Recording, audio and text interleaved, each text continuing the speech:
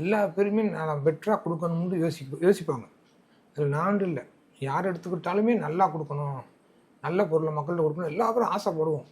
ஆனால் அதை லாங் டைமை நிலச்சி நிற்கிறது தான் கஷ்டம் இந்த ஃபீல்டில். எப்படின்னா ஒரு மாதத்துக்கு கொடுப்பாங்க, 2 மாதத்துக்கு கொடுப்பாங்க, ஒரு 6 மாதத்துக்கு கொடுப்பாங்க, அப்புறம் அப்படியே விட்டுருவாங்க.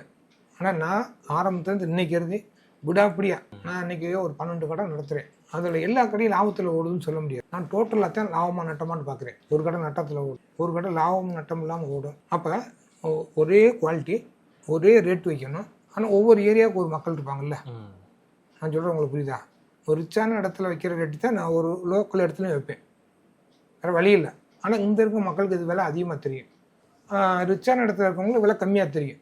லாபம் அதிகமாக கிடச்சா அந்த லாபத்தை தூக்கி இங்கிட்டு போட்டுக்குருவோம். எங்களுடைய நோக்கம் என்னென்னா, ஒன்று அண்ணன் சொல்கிறது, எப்பயுமே தரத்தை விட்டு கொடுத்துடாதீங்க.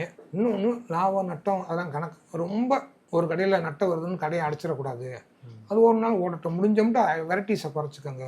நானும் சூரியனே என் தம்பியை உட்காந்து நிறைய விஷயம் பேசுவோம், எல்லாத்தையும் கடந்து தான். இப்போ நான் உங்கள் பார்வைக்கு வெறும் சக்ஸஸ் மட்டும் தான் தெரியும், அதுக்கு பின்னால் வழிகள் நிறையா இருக்குது.